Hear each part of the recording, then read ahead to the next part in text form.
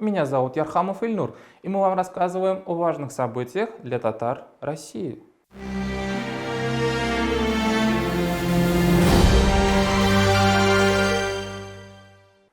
9 мая в Казани открыли монумент советскому солдату, прообразом которого стал герой Великой Отечественной войны Газидин Загитов. Вокруг установки этого памятника разгорелась нешуточная дискуссия. Но сначала опишем сам памятник. Итак, бронзовая скульптура высотой в 5,4 метра стоит на специальном постаменте высотой в 4 метра. Солдат Загитов правой поднятой рукой держит автомат. Идея сделать памятник в честь Газидина Загитова в Казани появилась в 2016 году. Ее выдвинули городские общественники, писатель и журналист Яксуф Шафиков и кандидат экономических наук Салим Давлетшин. Шафиков – автор книги «Кто первым водрузил знамя победы над Рейхстагом».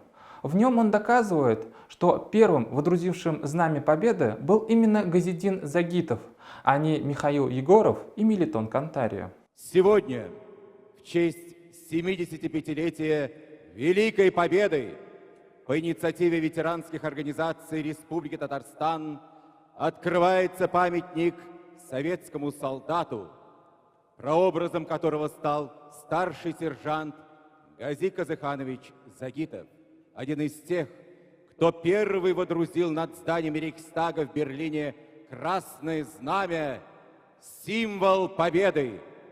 Есть заключение Института военной истории Министерства обороны России, что первым, кто забрался на здание Рейхстага, была группа Макова, в которой входил Газидин Загитов. Гази Загитов родился в 1921 году в татарской деревне Янагушево Мишкинского района Башкирии. Он воевал в разведке 136-й армейской пушечной артиллерийской бригады 79-го стрелкового корпуса 3-й ударной армии в звании сержанта. 27 апреля 1945 года в составе корпуса были сформированы штурмовые группы добровольцев для захвата Рейхстага и установления Красного Знамени. Одну из них в составе 25 человек возглавлял капитан Маков.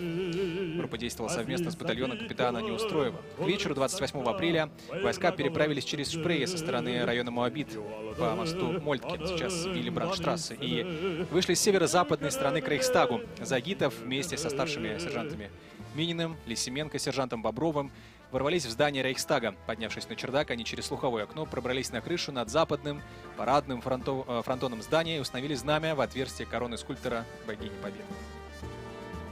Первый вариант памятника предполагал, что Газидин Загитов правой рукой держит знамя победы, а внизу у постамента лежит наполовину треснувшийся нацистский орел. Было сделано замечание, нет ли в таком проекте памятника попытка возвеличивания лишь только одного Газидина Загитова, ведь в те дни он действовал не один, а с целой группой бойцов. Во втором эскизе памятника Газидин Загитов все так же стоит со знаменем победы, только к подножию постамента к нему присоединились 3 его боевых товарища разных национальностей. Как бы инициаторы памятника не пытались уравновесить вклад представителей всех национальностей, подчеркнуть равностепенный вклад в водружение знамени победы над Рейхстагом, получилось это у них не очень. Потому что во втором эскизе Загитов стоит все равно выше своих боевых товарищей. Поэтому проект забраковали. Открытый 9 мая памятник Шафиков и Давлетшин восприняли с возмущением и огорчением. Министр культуры Татарстана Ирада Аюпова считает, что нельзя делить победу по национальному признаку. А вице-премьер Татарстана Лейла Фазлеева считает, что раз над Рейхстагом знамя победы водрузил не один конкретный человек, а несколько, то необходимо увековечить победу всех советских солдат. Таким образом, образовалась непростая дилемма. С одной стороны, общественники, которые хотят, чтобы восторжествовала историческая справедливость, и Газидин Загитов получил достойное место в нашей памяти о Великой Победе. Но с другой стороны, есть другая правда. В годы Великой войны из Татарстана было призвано более 700 тысяч человек. Обратно домой вернулся лишь каждый второй. Свой вклад в победу над фашистской Германией внесли представители всех народов России и Татарстана. А еще Газидин Загитов все же уроженец Башкортостана и прямого отношения к Татарстану не имел. Но мы не сомневаемся, что Газидин Загитов татарин. И тем не менее, на чьей же стороне правда? На стороне общественников Шафикова и Давлетшина или на стороне властей Татарстана, которые утвердили конечный облик памятника? Напишите свое мнение в комментариях. Сегодня мы открываем памятник советскому солдату. В основе собирательного образа воина запечатлен в памятнике сын татарского народа Гази Загитович, который 30 апреля 1945 года водрузил красное знамя над поверженным Рейхстагом. В день рождения татарского поэта Габдуллы Тукая в Татарстане присуждается государственная премия в честь его имени. К почетной награде бонусом идет денежное вознаграждение в размере 500 тысяч рублей. Как правило, вокруг премии кипят нешуточные страсти. Критики, писатели и интеллигенция вовлекаются в острую дискуссию, кто же на самом деле достоин этой премии. Не стал исключением и этот год. Главная интрига – получит ли премию писательница и общественный деятель Фаузия Байрамова? Нет, не получила. Сторонники присуждения премии Фаузии Байрамовой считали, что раз писательнице в этом году 70 лет, то логично и справедливо было бы все-таки ее наградить. Кто-то считает, что Байрамова не получила премию из-за своей общественно-политической деятельности. Есть и другие, которые считают, что Байрамова не получила премию из-за своего непростого характера и не всегда дипломатического отношения к представителям культуры Татарстана и к своим коллегам по писательскому цеху. Но мы хотели бы акцентировать ваше внимание на другом аспекте.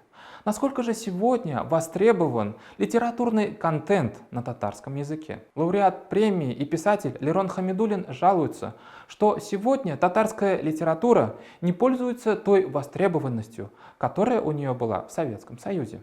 По его словам, в 70-80-е годы республика ежегодно стабильно рекомендовала по 5-6 книг на татарском языке, чтобы их московские издания перевели на русский язык. Таким образом, татарские произведения расходились по всем магазинам Советского Союза и библиотекам. И вот уже 20 лет, как ни один труд татарского писателя не издается на русском языке, за редким частным исключением. Еще один момент. Вернемся к Фаузии Байрамовой.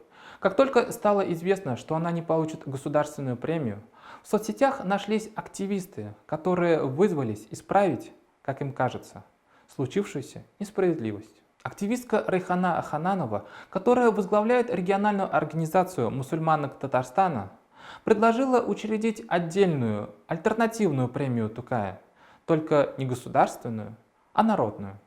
В соцсетях запустили сбор средств на эту премию. А теперь делаем вывод из этих двух историй. Татары сегодня проходят тяжелый, болезненный и мучительный путь осмысления того, как же тяжело в современном мире продвигать свой национальный контент. Мы должны понять, что для существования национальной литературы и культуры ее популяризации нужно привлекать национальный капитал, бизнесменов, нужно работать с аудиторией, увлекать ее. Иначе наше духовное богатство будет затухать. Татар России продолжает окружать и разрывать их единство. В соцсетях идет кипучая активность по пропаганде искусственно сконструированных антитатарских мифов. Мы считаем, что большой вклад в это вносят башкирские этномиссионеры. В предыдущих выпусках мы уже называли их имена. Это Салават Хамидуллин, это Азат Бердин и Юлдаш Юсупов. Мы провели тщательное исследование тюркских сообществ в соцсетях и выявили, что, оказывается, башкирские этномиссионеры ведут активную подготовку новой когорты таких же этномиссионеров, но уже среди ногайских активистов. Этнокультурные притязания младших ногайских этномиссионеров направлены на татар Астраханской области.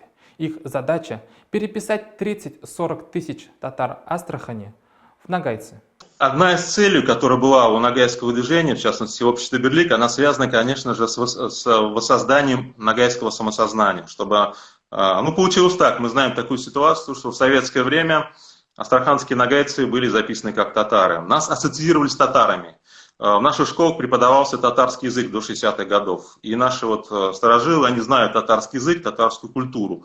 Одной из главных задач было как раз, чтобы местное население постепенно возродило свое истинное этническое самосознание. Это первая была задача. Она стала проявляться от переписи к переписи. В 1989 году было зафиксировано где-то примерно 3500 нагайцев в Астраханской области. В 2002 году уже 4570, а в 2010 году 7589 нагайцев, то есть которые себя стали осознавать нагайцами. Если по переписи 2010 года нагайцами себя зафиксировало 7589 человек в Астраханской области, при том, что примерно 1000-1500 это те нагайцы, которые к нам переехали на постоянное место жительства из Северного Кавказа, да, то есть они стали, условно говоря, астраханскими нагайцами, да, приняты в наше сообщество. Мы с ними вместе взаимодействуем. Наше общество, в частности, состоит как из представителей астраханских нагайцев, и в свой вклад носят представители нагайцев Северного Кавказа. Мы здесь не разделяемся, мы стараемся быть вместе. А вот если взять исторически, примерно 30-40 тысяч населения Астраханской области связано с нагайцами. То есть это юртовская группа большая. Она действительно татаризировалась. У них в школах преподается татарский язык. И в какой-то степени многие ориентируются культурно на Татарстан, на Казань. Здесь вопрос, наверное, не только связан с личностью, с личным самоопределением. Да? Здесь еще много вопросов, связанных с тем, как организовывать практическую деятельность. В частности, связанную с деятельностью с песенными, с фольклорными моментами. Да? То есть если мы заявляем как нагайцы, мы должны обеспечить этот процесс. Должны быть некие формы культурные, в частности язык и так далее, они должны идти следом после того, как мы заявили о своей нагайскости. Карагаши об этом заявили. Мы ввели в школах преподавание литературного нагайского языка. Правда, ситуация, конечно, сейчас немножко хуже, чем в 90-х годах, но карагаши сориентировались на литературный нагайский язык и на тесное взаимодействие с нагайцами Северного Кавказа. В юртовском вопросе, наверное, я думаю, будет сложнее. Юртовцы – это многосоставное такое, скажем так, образование. Здесь в этом вопросе, наверное, нужно будет учитывать очень сильное их видоизменение. У них очень много, скажем так, напластований. Даже юртовский диалект, да, он своеобразный. Наверное, нужно будет развивать что-то именно в этом направлении. Главное действующее лицо младших нагайских этномиссионеров – это президент Центра нагайской культуры Эдиге Эльдар Идрисов. Итак, в отношении татар Астраханской области ставится следующая задача – как следует препарировать диалект юртовских татар. Согласитесь, что эта схема до боли напоминает попытку выдать татарский язык татар северо-запада Башкортостана за диалект башкирского языка. А теперь давайте послушаем, как звучит юртовский диалект татарского языка.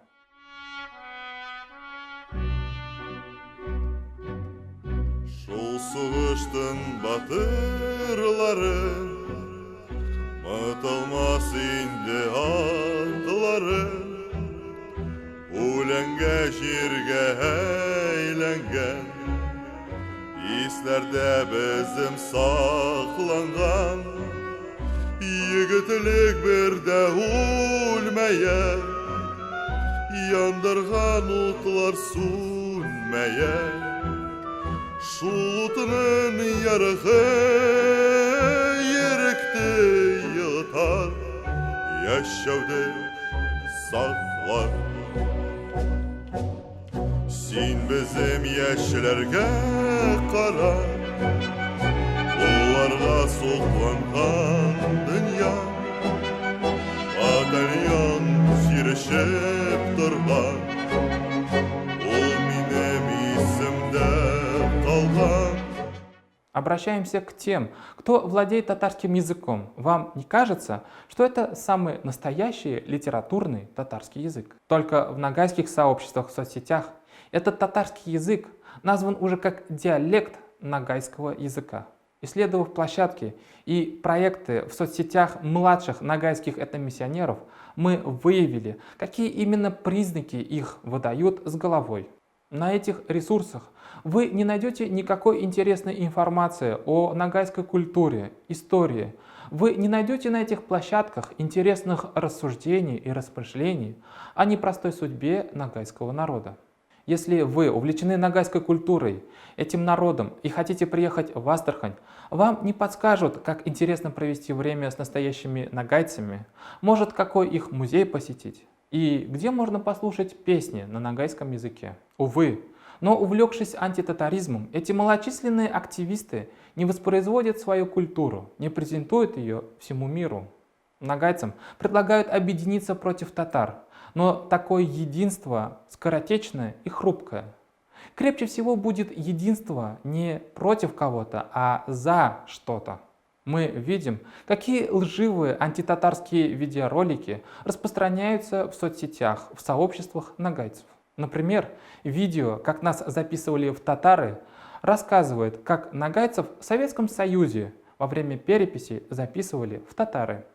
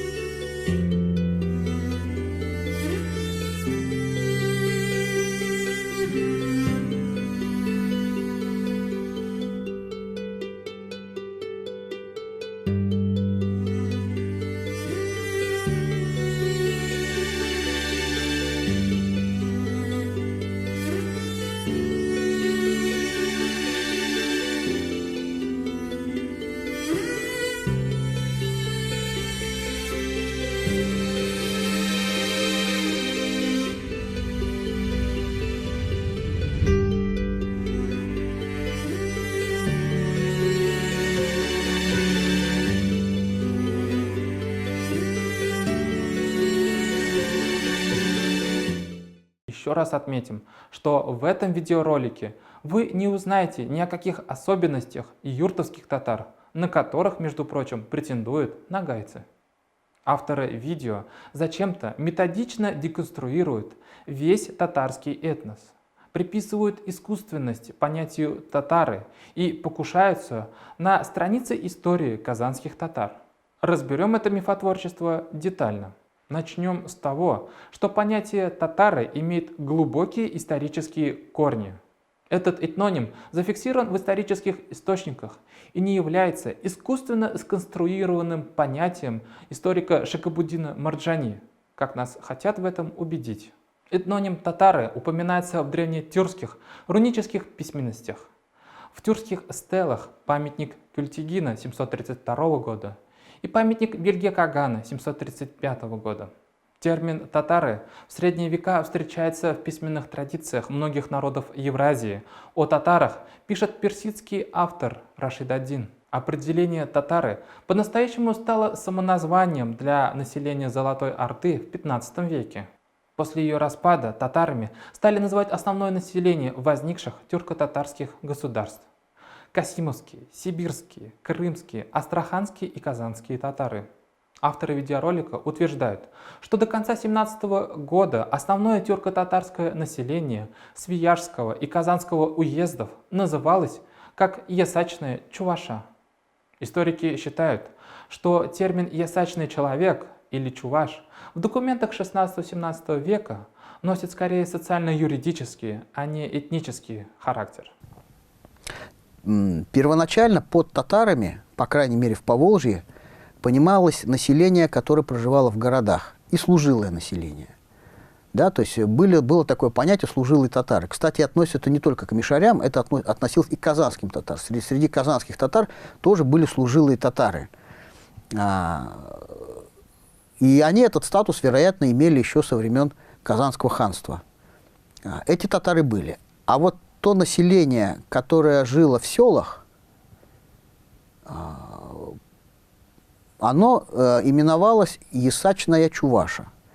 Потом из исторических документов, где-то во второй половине 17 века, в начале 18 века, ясачная чуваша куда-то пропадает, и на ее месте появляется ясачная татара.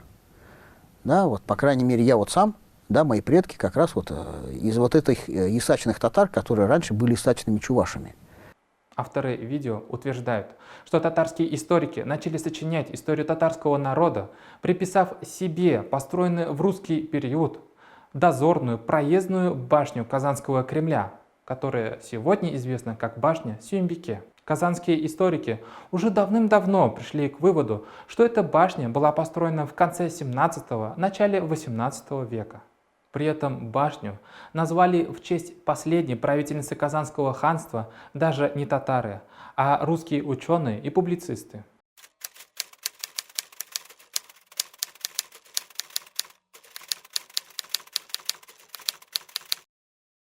Для татар же имело большее значение то место, рядом с которым была построена башня.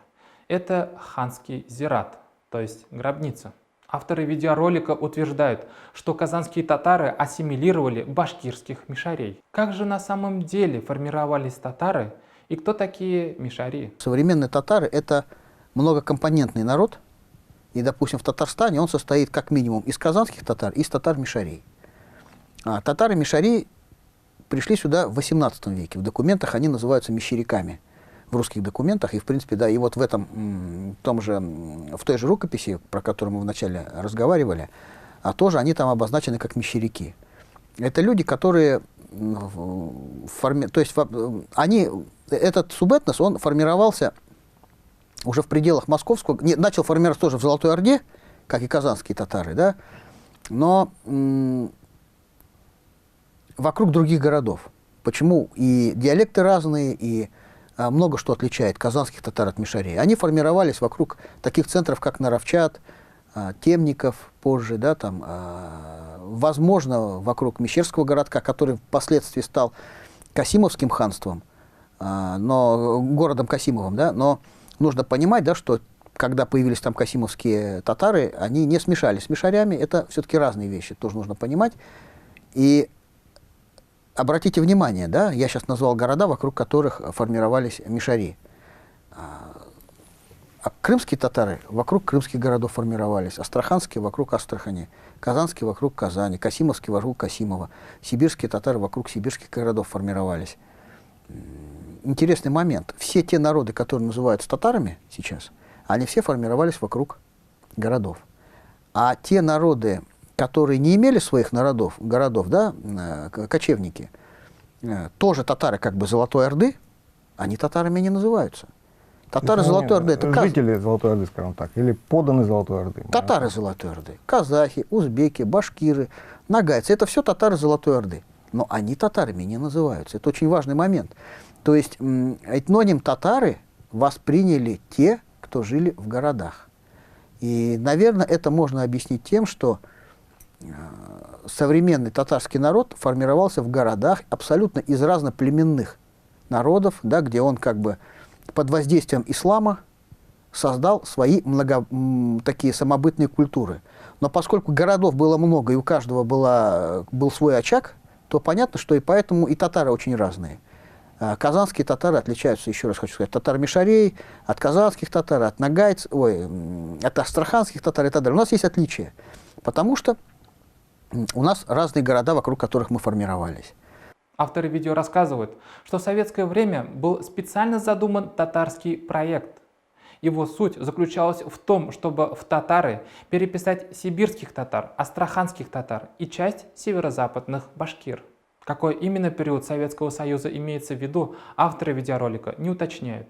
Однако ни при Ленине и даже не при Сталине после войны о какой-либо поддержке Советским Союзом татарского проекта говорить не приходится. Например, при Ленине был свернут проект штата Идель-Урал, который объединял бы в себя татар, башкир и других народов Поволжья. Но в итоге были образованы Тайссер, Бассер и другие национальные республики Поволжья. А при Сталине на излете войны 1944 года принимается постановление Центрального комитета ВКПБ, которое ограничивает изучение истории татарского народа лишь периодом Волжской Булгарии.